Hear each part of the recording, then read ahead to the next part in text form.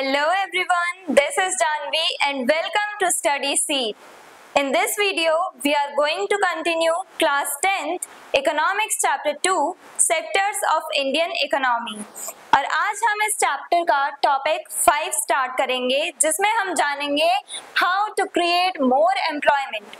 ज़्यादा से ज़्यादा एम्प्लॉयमेंट, ज़्यादा से ज़्यादा जॉब्स कैसे क्रिएट की जाएं, लोगों को ज़्यादा से ज़्यादा जॉब अपॉर्चुनिटीज़ कैसे दी जाएं।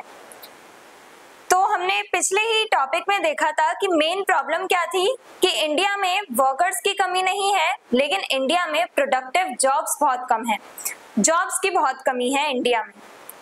तो the problem is India has enough workers but not enough jobs. Problem ये है कि इंडिया में बहुत सारे वर्कर्स हैं, काम करने वाले ज्यादा हैं, लेकिन जॉब्स बहुत कम है। Most of the people are engaged in primary sector, but many are underemployed. काफी सारे लोग ऐसे हैं जो प्राइमरी सेक्टर में वर्क करते हैं। प्राइमरी सेक्टर में सबसे ज्यादा लोग एम्प्लॉयड हैं, सबसे ज्यादा लोग कहाँ काम करते हैं? प्राइमरी सेक्टर में, और मोर प्रिसाइसली एग्रीकल्चरल एक्टिविटीज में ज्यादा से ज्यादा लोग इन्वॉल्व हैं। तो प्राइमरी सेक्टर में ज्यादा से ज्यादा लोग एंगेज्ड हैं, लेकिन वो अंडर एम्प्लॉयमेंट की कैटेगरी में आते हैं, यानी वो डिस्गाइजली अनएम्प्लॉयड हैं। डिस्गाइजली अनएम्प्लॉयड क्या है वो मैंने पिछले ही टॉपिक में समझाया है। आई होप आपको क्लियर है। जिसको भी पता है वो डिस्क्रिप्शन बॉक्स में लिखेगा कि डिस्गाइज्ड अनएम्प्लॉयमेंट क्या होता है। The goal is to create more productive jobs in secondary and tertiary sectors. तो हमने प्रॉब्लम देखी कि प्रॉब्लम है इंडिया में प्रोडक्टिव जॉब्स बहुत कम है। तो इसके लिए हम क्या करेंगे, हमारा गोल क्या है, ऑब्जेक्टिव क्या है, हमारा मेन हमारा एम क्या है?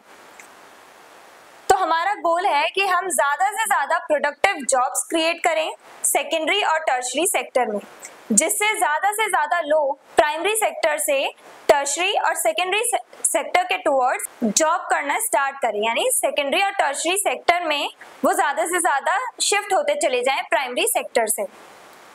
वेज टू क्रिएट एम्प्लॉयमेंट, हमने ये तो देख लिया कि हमें प्रोडक्टिव जॉब्स क्रिएट करनी है, लोगों को जॉब अपॉर्चुनिटीज देनी है, लेकिन हम किस टाइप से एम्प्लॉयमेंट जनरेट करेंगे, हम ज्यादा से ज्यादा जॉब अपॉर्चुनिटीज कैसे क्रिएट करेंगे? In rural areas provide irrigation facilities, better seeds, fertilisers and credit facilities. Rural areas में, यानी जो ग्रामीण इलाके होते हैं, गांव जो होते हैं, रूरल एरियाज यानी विलेजेस, वहां पे हम लोगों को क्या करना होगा? इरिगेशन फैसिलिटीज देनी होगी, यानी कि पानी वहां तक पहुंचाना होगा, हमें वाटर फैसिलिटीज वहां तक पहुंचानी पड़ेंगी, इरिगेशन फैसिलिटीज। तो वहां पे जब हम इरिगेशन फैसिलिटीज पहुंचाएंगे तो क्या होगा? काफी लोग ऐसे होते हैं, काफी फार्मर्स ऐसे होते हैं जिनके पास थोड़ी बहुत जमीन होती है, उनके पास खुद का लैंड होता है, पर वो फार्मिंग नहीं कर पाते। क्यों? क्योंकि उनके पास इरिगेशन फैसिलिटीज नहीं है, पानी नहीं है, तो वो कहाँ से इरिगेशन करेंगे अपने लैंड का, कहाँ से वो क्रॉप्स में पानी देंगे? और जब तक क्रॉप्स को पानी नहीं मिलेगा वो ग्रो करेंगे नहीं। तो इस वजह से वो अपनी लैंड को छोड़ के दूसरे बड़े जो लैंडलॉर्ड्स हैं उनके यहाँ पे जाके उनके फार्म में काम करते हैं, उनकी जमीन पे खेती करते हैं, और उसकी वजह से उन्हें बहुत ज्यादा ऑपरेशन भी फेस करना पड़ता है, काफी सारी प्रॉब्लम्स फेस करनी पड़ती हैं।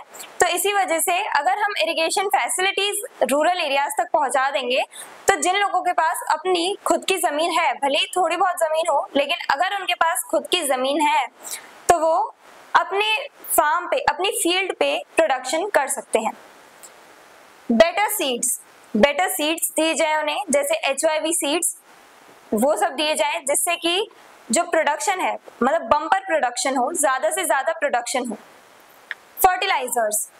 फर्टिलाइजर्स उन्हें दिए जाए जिससे उनकी क्रॉप्स इजीली ग्रो करे। पेस्टिसाइड्स दिए जाए जिससे कि पेस्ट यानी जो कीड़े होते हैं, छोटे छोटे जो कीड़े जो क्रॉप्स को खराब कर देते हैं, खत्म कर देते हैं, तो उनसे, उन पेस्ट से, इंसेक्ट्स से क्रॉप्स को बचाया जाए। तो इसीलिए ये भी जरूरी है कि फार्मर्स को better seeds, irrigation facilities, fertilisers, pesticides ये सब भी प्रोवाइड किए जाएं, और साथ में क्रेडिट फैसिलिटीज भी दी जाएं।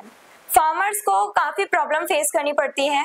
अब उन्हें सीड के लिए, यानी अगर उन्हें अपने फार्म में, अपने फील्ड में अगर उन्हें एग्रीकल्चर करना है, फार्मिंग करनी है, तो उसके लिए उन्हें सीड्स चाहिए होंगी, बीज चाहिए होंगे, और बीज के लिए उन्हें पैसा चाहिए। जब उनके पास मनी होगा तभी जा करके वो अपने लिए सीड्स खरीद पाएंगे, परचेज कर पाएंगे। तो वो मनी कहाँ से लाते हैं? बड़े बड़े जो लैंडलॉर्ड्स होते हैं, जमींदार्स होते हैं, उनसे छोटे छोटे फार्मर्स उधार ले लेते हैं, लोन ले लेते हैं, और उसके बाद जाके अपने लिए सीड्स खरीदते हैं, फिर अपनी फार्मिंग करते हैं। अगर क्रॉप अच्छे से प्रोड्यूस हो गई, क्रॉप प्रोडक्शन अच्छा रहा, अगर प्राइसेस उन्हें अच्छे मिले अपने क्रॉप्स के, तब तो वो लोन चुका दिया करते थे, वापस से सारा पैसा जमींदार को दे दिया करते थे। लेकिन अगर उनकी क्रॉप फेल हो जाती है, यानी क्रॉप फेलियर देखने को मिलता है, पेस्ट यानी इंसेक्ट अगर क्रॉप खा जाते हैं, या किसी भी वजह से अगर उनकी क्रॉप फेल हो जाती है, तो वो अपना लोन नहीं चुका पाते, जमींदार को नहीं दे पाते वापस, और इसी की वजह से वो डेप्ट में यानी कर्ज में दबते चले जाते हैं। तो ऐसे जो डेप्ट ट्रैप्स हैं, उसकी वजह से काफी सारे फार्मर्स सुसाइड भी करते हैं, काफी सारे फार्मर्स को बहुत ज्यादा प्रॉब्लम फेस करनी पड़ती है। कॉन्ट्रैक्ट साइन करवा लिए जाते हैं कभी कभार, तो कि आप जमींदार कॉन्ट्रैक्ट साइन करवा लेते हैं कि आपने हमारा लोन पे नहीं किया, तो अब आप जितना भी प्रोडक्शन करेंगे वो हमें बहुत चीप रेट पे, बहुत सस्ते में हमें आप बेचेंगे। यानी जबरदस्ती उन फार्मर से कॉन्ट्रैक्ट साइन करवा लिया जाता है कि आपने लोन नहीं भरा है, तो आपके जो नेक्स्ट क्रॉप जब भी आप हार्वेस्ट करोगे तो वो हमें चीप रेट पे, सस्ते दाम पे हमें ही बेचोगे और किसी को सेल नहीं करोगे। तो ऐसे कॉन्ट्रैक्ट साइन करवा लिए जाते थे। तो इसीलिए बैंक फैसिलिटीज मिले, बैंकिंग फैसिलिटीज मिले, लोन्स मिले चीप क्रेडिट पे, यानी कि चीप इंटरेस्ट रेट लगाया जाए, कम रेट पे, कम इंटरेस्ट पे फार्मर्स को लोन मिल सके, ऐसी फैसिलिटीज उन्हें दी जाए, तब जाकर के वो इजीली अपने फुल पोटेंशियल के साथ ग्रो कर पाएंगे, वो अपने लैंड पे फार्मिंग कर पाएंगे और अपना एक तरह से डेवलपमेंट कर पाएंगे। Develop rural infrastructure. अब नेक्स्ट है रूरल इंफ्रास्ट्रक्चर डेवलप करना है, यानी रोड्स, रेलवेज, ये सब हमें रूरल एरियाज में भी बनाने हैं, रोड्स बनाने हैं, रेलवेज की फैसिलिटीज भी लोगों को देनी है, ट्रेन्स वगैरह, रेलवेज की फैसिलिटीज देनी है हमें लोगों को। तो जब भी ये इंफ्रास्ट्रक्चर हम बनाएंगे, रोड्स वगैरह बनाएंगे, तो रोड्स बनाने में काफी सारे लोगों की हेल्प चाहिए होगी, काफी सारे वर्कर्स चाहिए होंगे, काम करने वाले लोग चाहिए होंगे, तो ज्यादा से ज्यादा एम्प्लॉयमेंट जनरेट होगा। यानी जो लोग जिनके पास अभी तक कुछ काम नहीं था, वो अब जाके रूरल इंफ्रास्ट्रक्चर जो भी बन रहा है, रोड्स वगैरह बन रहे हैं, वहां पे जाके जॉब कर सकते हैं, वहां पे काम कर सकते हैं। जो ये साइट्स होती हैं जहाँ पे कंस्ट्रक्शन साइट्स, वहां पे काम कर सकते हैं और अर्निंग कर सकते हैं, कमा सकते हैं। तो हमें रूरल इंफ्रास्ट्रक्चर डेवलप कराना है रूरल एरियाज का। और क्या कर सकते हैं?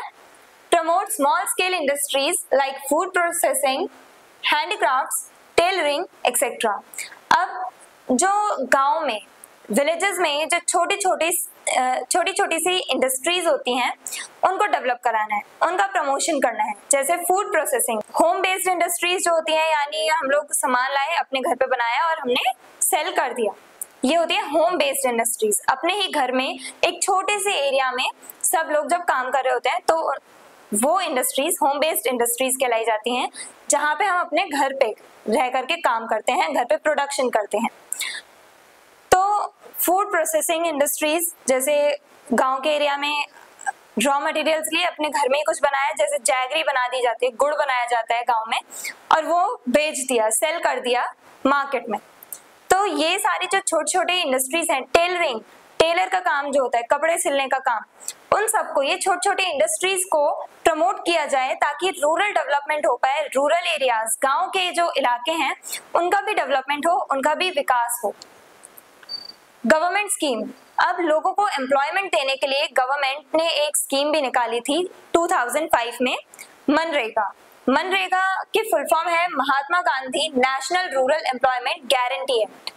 2005 में ये स्कीम बनाई गई थी, लॉन्च की गई थी, और इसके according this scheme guarantees 100 days of employment in a year. ये जो स्कीम है वो 100 डेज का एम्प्लॉयमेंट देती है, यानी एक साल में लोगों को, जो भी लोग अनएम्प्लॉयड हैं, जो भी बेरोजगार हैं, उन लोगों को एक साल में 100 दिन यानी 100 डेज के लिए काम देती है गवर्नमेंट मनरेगा स्कीम के चलते। अब अगर गवर्नमेंट को कोई भी रोड्स वगैरह बनाने हैं, कोई बिल्डिंग बनवानी है, गवर्नमेंट बिल्डिंग, कोई भी कंस्ट्रक्शन करवाना है, तो उसमें उन्हें वर्कर्स चाहिए। उस कंस्ट्रक्शन साइट पे जहां भी वो काम करवा रहे हैं वहां पे उन्हें वर्कर्स की जरूरत है, लोगों की जरूरत है काम करवाने के लिए। तो गवर्नमेंट क्या करती है, मनरेगा के ही चलते लोगों को एम्प्लॉयमेंट भी देती है कि आप आइए, हमारे कंस्ट्रक्शन साइट पे काम है, आप काम करिए, 100 डेज तक का आपको वर्क मिलेगा, काम मिलेगा, जॉब मिलेगी और आपको वेजेस मिलेंगे, सैलरीज भी मिलेंगी आपकी। और अगर कभी गवर्नमेंट फेल हो जाती है, वो 100 डेज वर्क नहीं दे पाती है वर्कर्स को, अनएम्प्लॉयड लोगों को, तब भी गवर्नमेंट उन्हें एक तरह से मनी देती है, पैसे देती है। इन अर्बन एरियाज, अब अर्बन एरियाज में हम क्या कर सकते हैं ज्यादा से ज्यादा एम्प्लॉयमेंट जनरेट करवाने के लिए?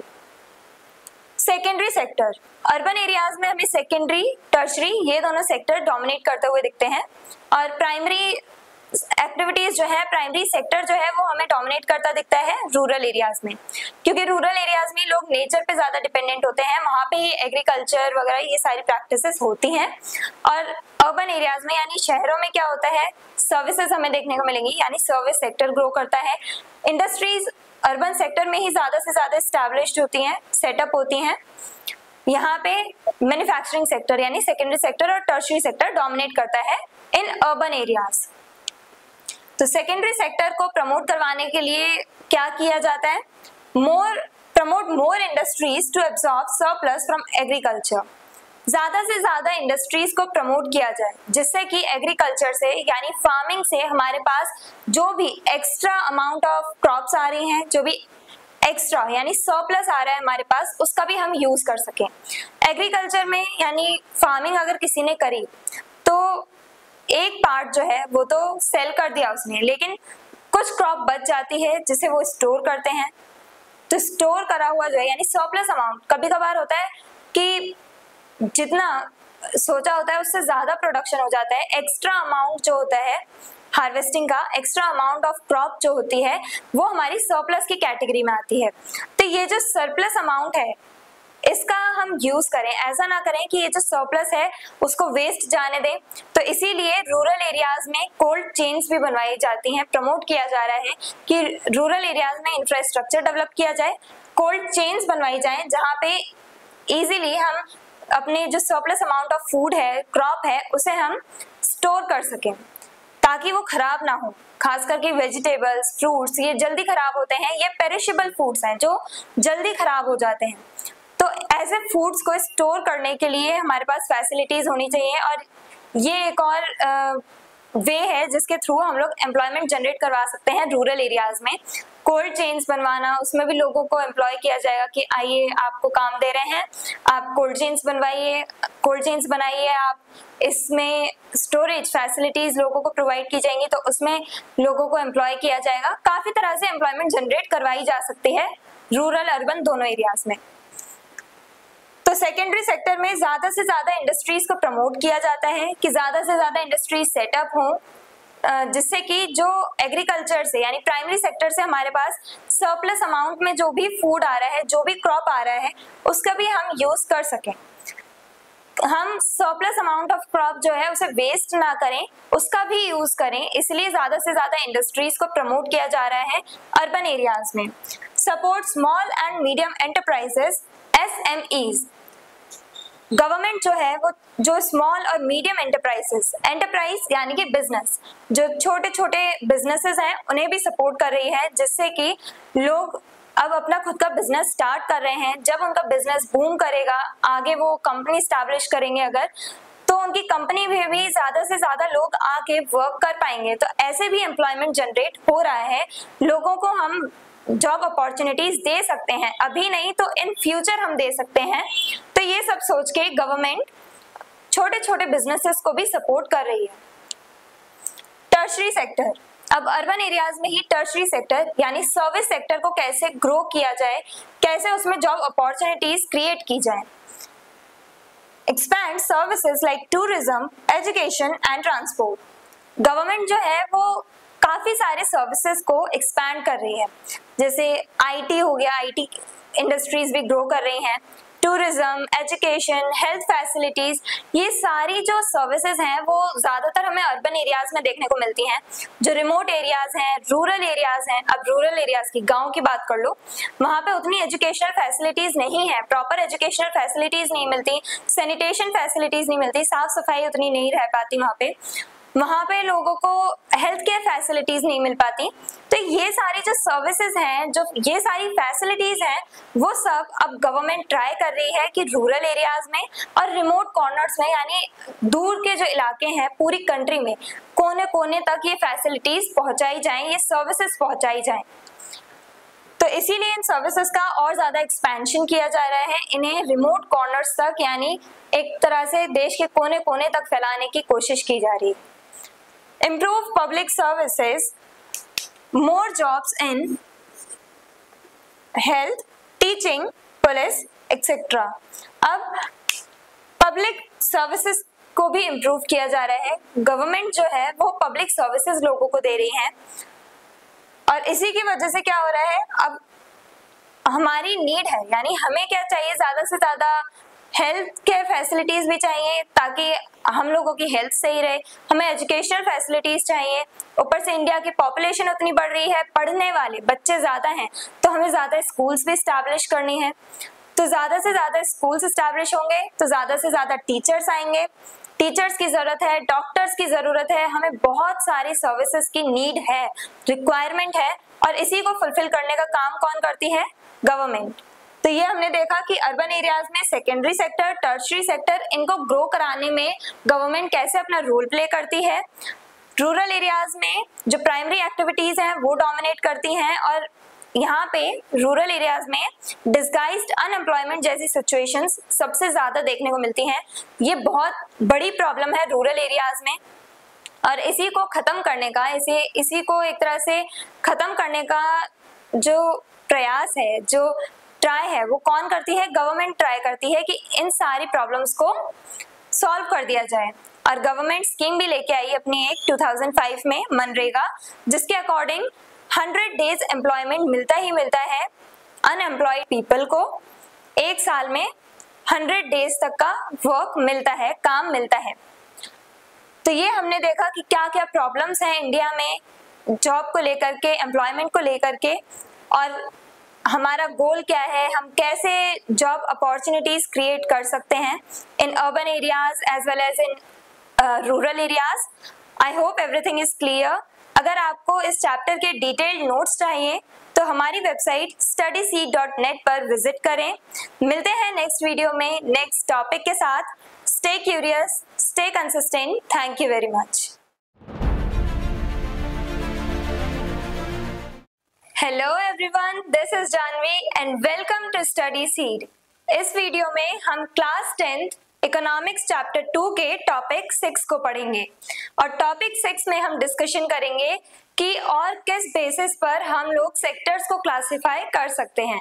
अभी तक हमने देखा कि हमारी इकोनॉमिक एक्टिविटीज के बेसिस पे हम कौन सा काम कर रहे हैं अर्निंग करने के लिए, हम कौन सी इकोनॉमिक एक्टिविटीज कर रहे हैं, उस बेसिस पे सेक्टर्स को 3 पार्ट्स में डिवाइड किया गया है, प्राइमरी, सेकेंडरी एंड टर्शियरी। और आज के वीडियो में हम जानेंगे division of sectors as organised and unorganised, यानी और भी किसी बेसिस पे सेक्टर्स को क्लासिफाई किया गया है। अब वो कौन से सेक्टर्स हैं? Division of sectors on the basis of working conditions. अब सेक्टर्स को वर्किंग कंडीशंस के बेसिस पर भी क्लासिफाई किया गया है, यानी लोग जहाँ पे काम कर रहे हैं, जो वर्क कर रहे हैं, वहां पे उनकी क्या कंडीशंस हैं, काम जहाँ पे वो लोग कर रहे हैं वहां पे उनके साथ कैसा ट्रीटमेंट किया जाता है, क्या कंडीशंस हैं उनकी वहां पे, उसके बेसिस पे भी सेक्टर्स को क्लासिफाई किया गया है as organised and unorganised. Organised sector includes enterprises and workers that are registered by the government। Organised sector क्या होता है? जहाँ पे एक प्रॉपर सिस्टम मेंटेन किया जा रहा है, प्रॉपरली सारी चीजें ऑर्गेनाइज हैं तो वो ऑर्गेनाइज्ड सेक्टर कहलाएगा। ऑर्गेनाइज सेक्टर में वो सारे बिजनेसेस आ जाते हैं, वो सारे एंटरप्राइजेस यानी बिजनेसेस वो सारे आ जाते हैं जो गवर्नमेंट के साथ रजिस्टर्ड है, जो गवर्नमेंट के साथ रजिस्टर्ड जॉब्स हैं, बिजनेसेस हैं, वो सब यहाँ पे ऑर्गेनाइज सेक्टर में आ जाती हैं। ऑर्गेनाइज सेक्टर में लोगों की वर्किंग कंडीशन भी बहुत अच्छी होती है। कैसे? Follow rules and regulations such as labour law, minimum wages, working hours, safety measures. Organise sector में जितने भी जॉब्स हैं, जितने भी बिजनेसेस हैं, उन सब में कुछ रूल्स और रेगुलेशंस होते हैं। जैसे लेबर एक्ट, लेबर्स के साथ ट्रीटमेंट कैसे किया जाना है, उनकी वेजेस कितनी होनी चाहिए, एक फिक्स्ड सैलरी होती है कि इतनी तो होनी ही चाहिए, इससे कम सैलरी नहीं देनी। एक मिनिमम वेज सेट कर दी गई है किनके लिए? लेबर्स के लिए। और लेबर्स के साथ ट्रीटमेंट भी अच्छे से हो उसके लिए भी ये लेबर एक्ट लाया गया। उनकी वर्किंग कंडीशंस को इम्प्रूव करने के लिए, वर्किंग कंडीशन जो है लेबर्स की, उन्हें इम्प्रूव करने के लिए ये लेबर एक्ट लाया गया। तो कुछ रूल्स और रेगुलेशंस बने होते हैं जिन्हें कौन फॉलो करता है? ऑर्गेनाइज सेक्टर में आने वाले बिजनेसेस। नाउ जैसे लेबर लॉ, ये फॉलो किया जाता है। मिनिमम वेजेस सेट कर दिए जाते हैं कि मिनिमम इतना अमाउंट आपको पे करना है अपने लेबर्स को, अपने वर्कर्स को। कोई भी बिजनेसमैन अपने वर्कर्स को अपने हिसाब से, सिर्फ ऐसा नहीं है कि सैलरी दे रहा हो, एक मिनिमम वेजेस सेट कर दिए हैं कि इससे कम आपको नहीं देना है, इतना तो मिनिमम अमाउंट है, आपको इतना तो पे करना ही है अपने वर्कर्स को। तो ऐसे मिनिमम वेजेस सेट कर दिए गए हैं। Working hours, fixed working hours, ऐसा नहीं है कि आपकी 5 आवर्स की जॉब है, आपको बोला गया कि 5 घंटे आपको जॉब करनी है और आपसे करवाया जा रहा है 10 घंटे, 11 घंटे। नहीं, एक फिक्स्ड वर्किंग आवर होता है, यानी कि फिक्स्ड होता है टाइम कि आपको कितने टाइम तक जॉब करनी है पर डे। सेफ्टी मेजर्स, और यहाँ पे सिक्योरिटी भी होती है, जॉब सिक्योरिटी भी होती है। ऐसा नहीं है कि आपको कभी भी आपकी जॉब से निकाल दिया जाए, नहीं, यहाँ पे जॉब सिक्योरिटी भी होती है और सेफ्टी भी होती है। ऐसा नहीं है कि आपकी लाइफ को खतरा है, आपसे ऐसे काम नहीं करवाए जाएंगे जिसमें आपकी जान जाने का खतरा हो। और अगर आपकी तबीयत खराब है, अगर आपको कोई बीमारी है, कोई प्रॉब्लम है, तो उसका सॉल्यूशन भी आपको मिल जाता है। यहाँ पे हेल्थ केयर फैसिलिटीज भी मिलती हैं। तो ये सब था ऑर्गेनाइज सेक्टर में। Workers get job security, fixed wages, holidays, medical benefits, pensions. अब ऑर्गेनाइज सेक्टर में जो भी वर्कर्स काम करते हैं उन लोगों को सिक्योरिटी मिलती है, जॉब सिक्योरिटी, यानी इनको ऐसा नहीं है कि कभी भी जॉब से निकाल दिया जाए, ये सिक्योर फील करते हैं, इन्हें जॉब से फालतू में बेवजह निकाला नहीं जाता। फिक्स्ड वेजेस होते हैं इनकी, एक फिक्स्ड सैलरी होती है कि इतनी सैलरी आपको दी जाएगी। हाँ, प्रमोशन होता है तो उसके साथ साथ सैलरी भी बढ़ती है। हॉलीडेज, इन्हें छुट्टियां भी दी जाती हैं, हॉलीडेज मिलती हैं और पेड हॉलीडेज भी मिलती हैं। जैसे अगर आपने छुट्टी ले ली है, अगर आपने एक दिन स्किप कर दिया है वर्क, तब भी आपको उस दिन के लिए पे किया जाएगा। ऐसा नहीं है कि आपकी सैलरी में से उस एक दिन का जो वेजेस है वो काट लिए जाएंगे, नहीं, आपकी पेड हॉलीडेज भी मिलती हैं यहाँ पे ऑर्गेनाइज्ड सेक्टर में। मेडिकल बेनिफिट्स होते हैं, यानी यहाँ पे आपको हेल्थ केयर फैसिलिटीज मिलती हैं। कोई भी प्रॉब्लम है हेल्थ से रिलेटेड तो आपको यहाँ पे हेल्थ केयर फैसिलिटीज भी देखने को मिलेंगी। बड़ी बड़ी जो कंपनीज होती हैं वहाँ पे मेडिकल रूम्स भी होते हैं। अगर आपको कोई प्रॉब्लम हो जाती है या फिर कोई डिसीज है, कोई परेशानी है हेल्थ से रिलेटेड, तो आप वहाँ पे जा सकते हो। पेंशंस, अब यहाँ पे जो ऑर्गेनाइज सेक्टर में लोग काम कर रहे होते हैं उन्हें पेंशंस भी मिलती हैं। जब वो लोग अपना एक तरह से वो रिटायर हो जाते हैं तो उन्हें पेंशंस भी मिलती हैं ऑर्गेनाइज्ड सेक्टर के वर्कर्स को। ये सारी कुछ ऐसी फैसिलिटीज हैं जो ऑर्गेनाइज सेक्टर में काम कर रहे लोग एंजॉय करते हैं। ये सारी जॉब्स, ये सारे बिजनेसेस जो ऑर्गेनाइज सेक्टर में आते हैं वो सब गवर्नमेंट से रजिस्टर्ड होते हैं।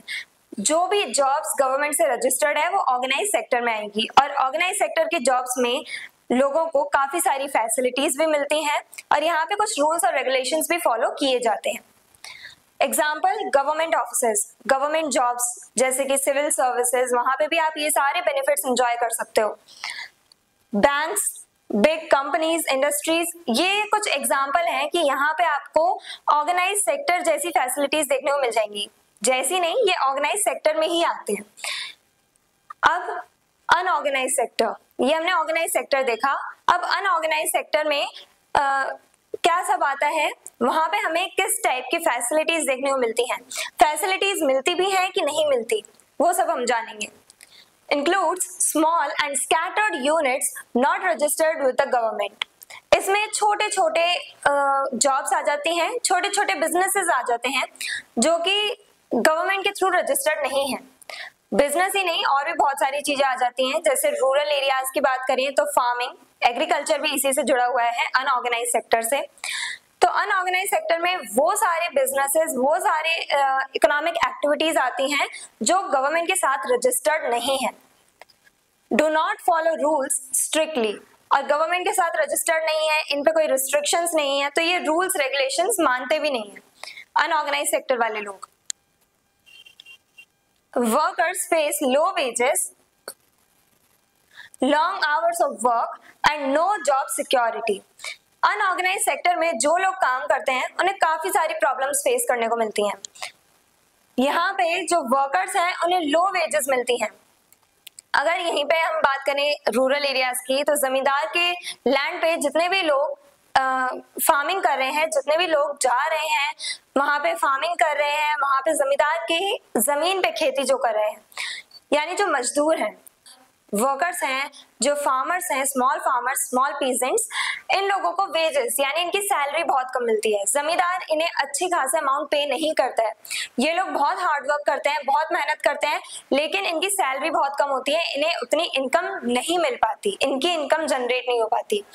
यानी जो मिनिमम वेजेस ऑर्गेनाइज सेक्टर में फिक्स करे हुए हैं कि इतनी वेजेस तो, इतनी सैलरी तो हर एक इंसान को मिलनी ही है, वो यहाँ अनऑर्गेनाइज सेक्टर में हमें देखने को नहीं मिलती। अनऑर्गेनाइज सेक्टर में बहुत कम पे किया जाता है वर्कर्स को। और यहाँ पे long hours of work, organise sector में हमने देखा फिक्स्ड वर्किंग आवर्स होते हैं, यानी अगर आपसे बोल दिया है कि 7 आवर्स आपको काम करना है तो 7 घंटे ही काम करना है आपको दिन में। लेकिन अनऑर्गेनाइज सेक्टर में आपके कोई फिक्स्ड वर्किंग आवर्स नहीं है। हो सकता है कभी आपको 10 घंटे काम करना पड़ जाए, कभी आपको सिर्फ 5-6 घंटे काम करना पड़ रहा है, ऐसे कोई भी फिक्स नहीं है वर्किंग आवर्स, कितनी भी देर तक आपसे काम करवाया जा सकता है। और कोई जॉब सिक्योरिटी भी नहीं है। अगर हम कंस्ट्रक्शन साइट्स की बात करें तो वहां पे जो वर्कर्स काम करते हैं वो भी अनऑर्गेनाइज सेक्टर में आएंगे। वो वहां पे काम कर रहे हैं, अब जब बिल्डिंग बन जाएगी तो उनका कुछ काम ही नहीं है, तो उनकी जॉब सिक्योर नहीं है, उन्हें कभी भी उनकी जॉब से निकाला जा सकता है। ऐसे जमींदार अगर किसी पीजेंट के काम से खुश नहीं है तो वो उस पीजेंट को हटा सकता है, जॉब से निकाल सकता है। तो ये इनकी जॉब्स जो है, इससे हमें पता चलता है कि इनकी जॉब्स सिक्योर नहीं है।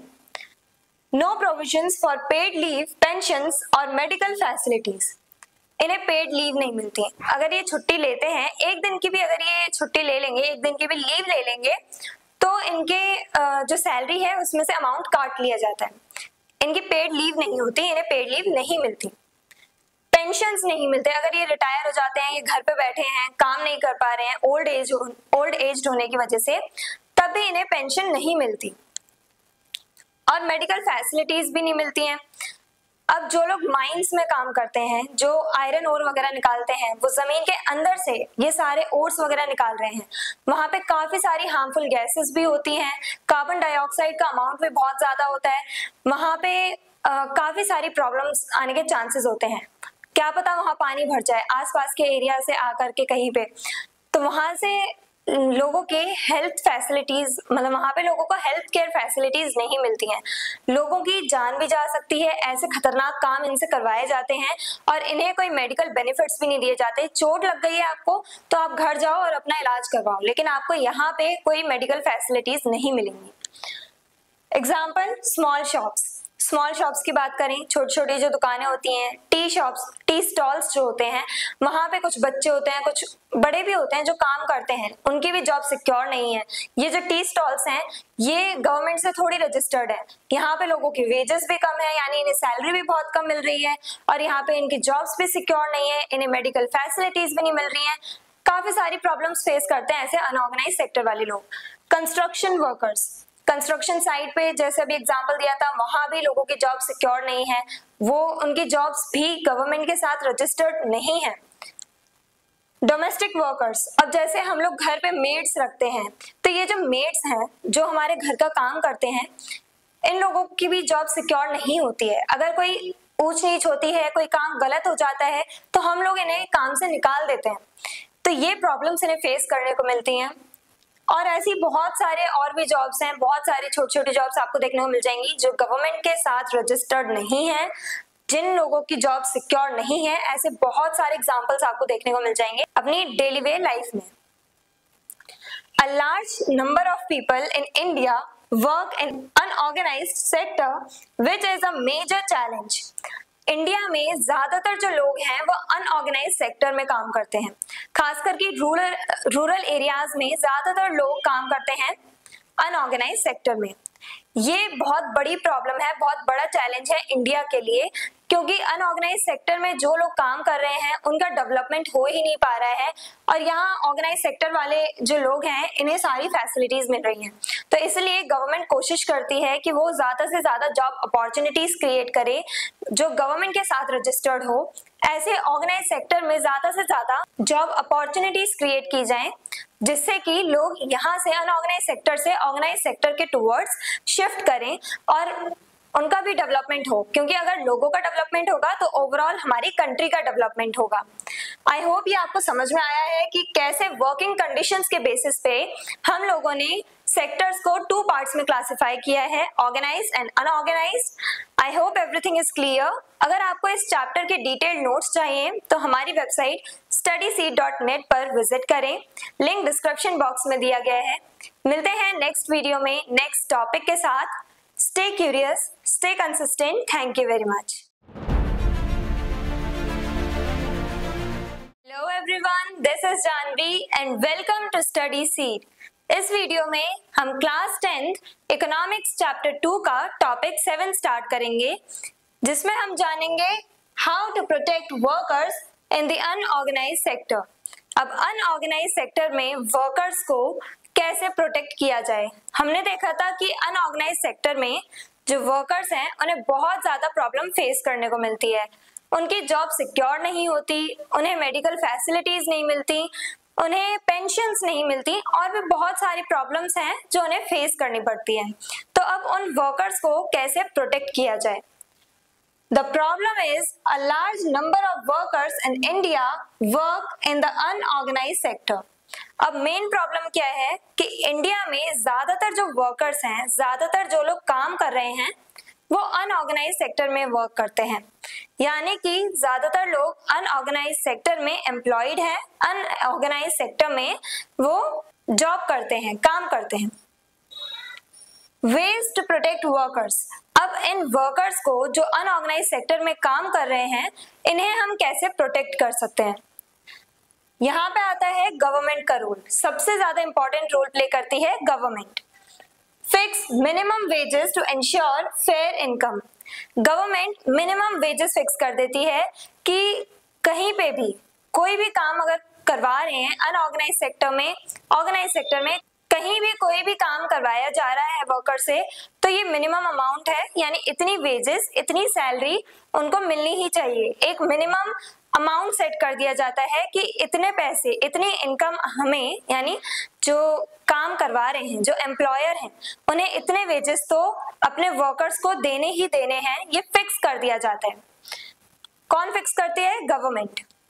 Provide laws for maximum working hours and safe working conditions. Government laws भी बनाती है, कानून बनाती है, किस चीज को लेकर के? मैक्सिमम वर्किंग आवर्स, कि एम्प्लॉयर जो है, जो काम करवा रहा है वर्कर से, वो इतने ही घंटे अपने वर्कर से काम करवा सकता है। ऐसा नहीं है कि 24 घंटे में से वो जो एम्प्लॉयर है वो अपने वर्कर से 17-18 घंटे काम करवा रहा है, नहीं, ये फिक्स कर दिया जाता है कि आपको ज्यादा से ज्यादा इतने घंटे तक ही आप काम करवा सकते हो अपने वर्कर से, इससे ज्यादा टाइम तक नहीं करवा सकते आप उनसे काम, उनसे वर्क ज्यादा नहीं करवा सकते। ये जो वर्किंग आवर है वो भी फिक्स कर देती है गवर्नमेंट। और गवर्नमेंट सेफ वर्किंग कंडीशंस पे भी फोकस करती है। गवर्नमेंट सिर्फ ये नहीं देखती कि लोगों को प्रॉपर वेजेस मिले और उनके वर्किंग आवर्स फिक्स कर दिए जाएं, नहीं, गवर्नमेंट इसके अलावा भी बहुत काम करती है।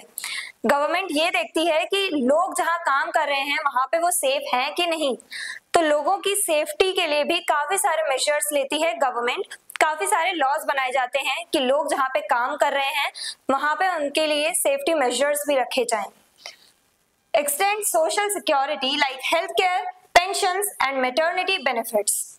गवर्नमेंट और भी लॉज बनाती है किस चीज के लिए, कि जहां भी लोग काम कर रहे हैं वहां पे सोशल सिक्योरिटी पर भी फोकस किया जाए, यानी लोगों को हेल्थ केयर फैसिलिटीज मिले। अगर उन्हें कोई प्रॉब्लम है, कोई चोट लग गई, अगर जो लोग कंस्ट्रक्शन साइट पे काम करते हैं उन्हें ज्यादा खतरा होता है चोट लगने का, अगर उन्हें कोई भी फिजिकल हार्म हुआ है तो वहां पे उन लोगों को हेल्थ केयर फैसिलिटीज भी मिले, उन्हें मेडिकल बेनिफिट्स भी वहां पे मिले। तो ये सब इंश्योर कौन करता है? गवर्नमेंट, लॉज बना करके। गवर्नमेंट पेंशंस पर भी फोकस करती है। जैसे हमने देखा ऑर्गेनाइज सेक्टर में जो गवर्नमेंट से रजिस्टर्ड जॉब्स होती हैं वहां पे लोगों को पेंशंस मिलती हैं, तो गवर्नमेंट पेंशंस पे भी फोकस करती है कि एक बार अगर इंसान रिटायर हो जाए उसके बाद भी उसे इनकम मिलती रहे, उसे उसकी पेंशन मिले। And maternity benefits. अब बात करते हैं फीमेल्स की। जो औरतें हैं, जो प्रेग्नेंट विमेन हैं, उन लोगों को लीव दी जाती है, पेड लीव। जब जो डिलीवरी का टाइम होता है उस टाइम पे 1 to 2 मंथ की उन्हें पेड लीव भी दे दी जाती है। ये उन्हें मैटरनिटी बेनिफिट्स मिलने चाहिए विमेन को। तो इस चीज पे भी फोकस करती है गवर्नमेंट। गवर्नमेंट लॉ बनाती है जिससे जो भी लोग वर्क कर रहे हैं, जहां भी वर्क कर रहे हैं, वहां पे वर्कर्स कंफर्टेबली अपना काम कर पाएं और सेफ फील कर पाएं। इसलिए गवर्नमेंट काफी सारे लॉज लाते हैं जिसमें लोगों की जॉब सिक्योरिटी, उनकी सेफ्टी, हेल्थ केयर फैसिलिटीज, इन सब पे फोकस किया जाता है। Rural workers. अब रूरल वर्कर्स को कैसे प्रोटेक्ट किया जाए? Protect farmers and agricultural labourers by providing cheap credit through banks. अब हम फार्मर्स जो हैं, छोटे छोटे फार्मर्स या छोटे छोटे जो एग्रीकल्चरल लेबरर्स हैं जिनके पास खुद की जमीन नहीं है, वो किसी और की जमीन पे जाकर के काम कर रहे हैं, किसी और के अंडर में काम कर रहे हैं, तो इन सब की, यानी रूरल एरियाज में, गांव के इलाके में इन फार्मर्स की और एग्रीकल्चरल लेबरर्स की हम कैसे हेल्प कर सकते हैं, कैसे उन्हें हम प्रोटेक्ट कर सकते हैं? हम उन्हें चीप क्रेडिट दे सकते हैं, यानी चीप इंटरेस्ट पे, लो इंटरेस्ट पे उन्हें लोन दे सकते हैं। जमींदार क्या करते हैं? जमींदार उन्हें लोन देते हैं लेकिन हाई इंटरेस्ट के साथ। तो इसके चलते जो फार्मर्स हैं वो कर्ज में दबते चले जाते हैं, यानी एक डेब्ट ट्रैप में फंस जाते हैं।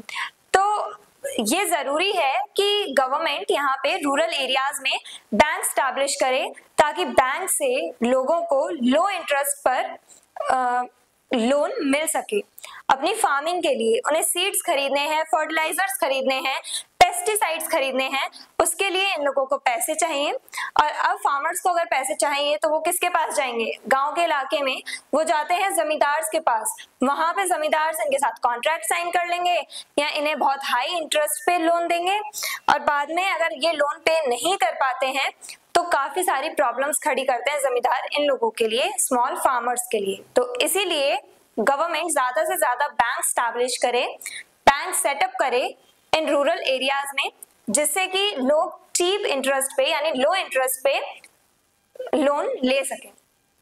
Ensuring irrigation, seeds, fertilizers at low cost. Government ये इंश्योर करे कि ये जो छोटे छोटे फार्मर्स हैं इन सबको कम दाम पे, सस्ते रेट पे, यानी चीप रेट पे इन लोगों को फर्टिलाइजर्स, सीड्स, पेस्टिसाइड्स, जो कुछ चाहिए वो मिल सके अपनी फार्मिंग के लिए। अब ये हमने देखा रूरल वर्कर्स को हम कैसे प्रोटेक्ट कर सकते हैं। अब देखते हैं अर्बन एरियाज में जो वर्कर्स हैं उन्हें कैसे प्रोटेक्ट किया जा सकता है। जो अर्बन एरियाज यानी शहरी इलाकों में जो वर्कर्स हैं उन्हें कैसे प्रोटेक्ट किया जा सकता है। ऐसा नहीं है कि सिर्फ रूरल एरिया में ही अनऑर्गेनाइज सेक्टर में लोग काम करते हैं, अर्बन एरियाज में भी काफी सारे लोग हमें देखने को मिलते हैं जो अनऑर्गेनाइज सेक्टर में वर्क कर रहे हैं और उन्हें भी ऑप्रेस किया जा रहा है, परेशान किया जा रहा है।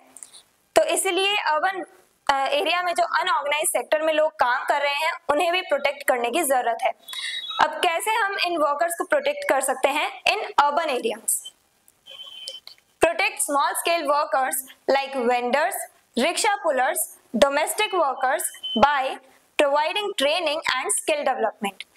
हम जो अर्बन एरियाज में छोटे छोटे जो हमें दिखता है कि हाँ छोटे छोटे काम कर रहे हैं, जो लोग अपनी इनकम जनरेट कर रहे हैं, बहुत लो इनकम जनरेट कर पा रहे हैं अनऑर्गेनाइज सेक्टर में रह करके, जैसे कि वेंडर्स जो गली में सामान बेचने के लिए आते हैं, लोग गली गली घूम करके जो अपने प्रोडक्ट सेल करते हैं, उन लोगों को वेंडर्स कहा जाता है, स्ट्रीट वेंडर्स। रिक्शा पुलर्स जो लोग रिक्शा चलाते हैं, डोमेस्टिक वर्कर्स जो हमारे घर में काम करते हैं जैसे हमारी मेड्स, तो ये सब लोग जो हैं इनको कैसे प्रोटेक्ट किया जाए, ये भी तो अनऑर्गेनाइज सेक्टर में काम कर रहे हैं, इनको भी बहुत ज्यादा ऑपरेशन फेस करने को मिलता है, डिस्क्रिमिनेशन फेस करने को मिलता है सोसाइटी में। तो अब इन्हें कैसे प्रोटेक्ट किया जाए, इनकी इकोनॉमिकल कंडीशंस को कैसे बेटर किया जाए। Providing training and skill development, तो जो भी फील्ड में, जिस भी फील्ड में ये काम कर रहे हैं या डेवलप करना चाहते हैं, उसमें इन्हें ट्रेनिंग दी जाए, इन्हें अलग अलग स्किल्स सिखाई जाए, इन्हें अलग अलग स्किल्स सिखाई जाए, जिससे कि ये अपनी स्किल्स के बेसिस पे और भी बिजनेसेस या फिर जॉब्स वगैरह कर सकें। इस वजह से यहाँ पे कोशिश की जाती है अर्बन एरियाज में कि लो कॉस्ट पे यानी सस्ते रेट पे स्किल डेवलपमेंट कोर्सेज जो हैं वो दिए जाएं लोगों को, और ट्रेनिंग दी जाए, जिस भी फील्ड में वो जाना चाहते हैं उस फील्ड में जाने के लिए उन्हें ट्रेनिंग दी जाए। फॉर एग्जांपल कोई पुलिस में जाना चाहता है तो उन्हें फिजिकल ट्रेनिंग दी जाती है, तो ट्रेनिंग और स्किल डेवलपमेंट कोर्सेज ये सब अर्बन एरियाज में प्रोवाइड किए जाते हैं लोगों को, जिससे कि वो अपनी स्किल्स डेवलप करें और अपनी इकोनॉमिकल कंडीशंस बेटर करने के लिए, इम्प्रूव करने के लिए, वो खुद को डेवलप करने के लिए अपने स्किल्स का यूज करें। Creating job opportunities in organized sector, अब ऑर्गेनाइज सेक्टर में ज्यादा से ज्यादा जॉब अपॉर्चुनिटीज क्रिएट की जा रही हैं, जिससे कि जो अनऑर्गेनाइज सेक्टर में जो लोग काम कर रहे हैं, जो बहुत परेशान हैं, जब जॉब अपॉर्चुनिटीज क्रिएट होंगी ऑर्गेनाइज सेक्टर में, तब वही लोग वहां से शिफ्ट करेंगे ऑर्गेनाइज सेक्टर के towards.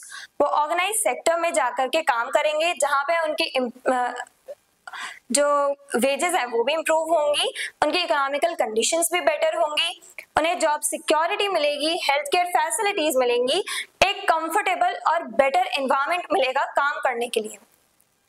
Example of protection, example देखते हैं कि कैसे लोगों को प्रोटेक्ट करने के लिए गवर्नमेंट ने एक स्कीम निकाली थी, मनरेगा, जो 2005 में ये स्कीम लॉन्च की गई थी। मनरेगा यानी Mahatma Gandhi National Rural Employment Guarantee Act. इसके चलते क्या होता है, it guarantees 100 days of employment in a year.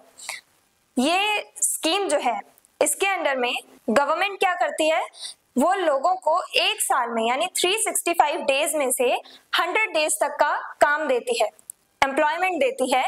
जो लोग अनएम्प्लॉयड है या जो बेरोजगार हैं या जो लोग अनऑर्गेनाइज सेक्टर में काम कर रहे हैं, प्रॉब्लम्स फेस कर रहे हैं, उन सब लोगों को गवर्नमेंट 100 डेज तक वर्क देती है, काम देती है इन अ ईयर, यानी एक साल में 100 दिनों तक का काम देती है गवर्नमेंट। और उस काम के लिए इन लोगों को वेजेस यानी सैलरी भी मिलती है अच्छी खासी। जैसे कंस्ट्रक्शन साइट है, वहां पे गवर्नमेंट काम दे देती है, वर्कर्स की जरूरत होती है कंस्ट्रक्शन साइट पे, तो गवर्नमेंट इन लोगों को काम दे देती है। अनएम्प्लॉयड लोगों को या अनऑर्गेनाइज सेक्टर में काम कर रहे लोगों को गवर्नमेंट एक साल में 100 दिन का काम देती है वेजेस पर, यानी उन्हें पैसे भी मिलते हैं उस काम के। आई होप ये आपको एकदम क्लियर है कि कैसे इंडिया में इतनी प्रॉब्लम्स फेस कर रहे हैं लोग अनऑर्गेनाइज सेक्टर की वजह से। गवर्नमेंट का क्या रोल है, गवर्नमेंट कैसे इम्प्रूव कर रही है, कैसे लोगों को प्रोटेक्ट करने के लिए गवर्नमेंट अपने एफर्ट्स दे रही है, और कैसे हम रूरल और अर्बन वर्कर्स को प्रोटेक्ट कर सकते हैं, ये सब हमने जाना आज की वीडियो में। अगर आपको इस टॉपिक के या इस चैप्टर के डिटेल नोट्स चाहिए तो हमारी वेबसाइट studyseed.net पर विजिट करें, लिंक डिस्क्रिप्शन बॉक्स में दिया गया है। मिलते हैं नेक्स्ट वीडियो में नेक्स्ट टॉपिक के साथ। Stay curious, stay consistent. Thank you very much. Hello everyone, this is Janvi and welcome to study seed. इस वीडियो में हम क्लास 10th इकोनॉमिक्स चैप्टर 2 का लास्ट टॉपिक पढ़ेंगे, जो है sectors in terms of ownership. अभी तक हमने देखा इकोनॉमिक एक्टिविटीज के बेसिस पे हमने सेक्टर्स को क्लासिफाई कर रखा है, प्राइमरी, सेकेंडरी और टर्शरी एक्टिविटीज के या टर्शरी सेक्टर के तौर पे। और फिर हमने देखा कि हमने वर्किंग कंडीशंस के बेसिस पे भी क्लासिफाई कर रखा है अलग अलग सेक्टर्स को, जिसमें हमने ऑर्गेनाइज्ड और अनऑर्गेनाइज्ड सेक्टर के बारे में बात करी थी। अब हम देखेंगे कि ओनरशिप के बेसिस पे हमने कैसे क्लासिफाई कर रखा है इन सेक्टर्स को।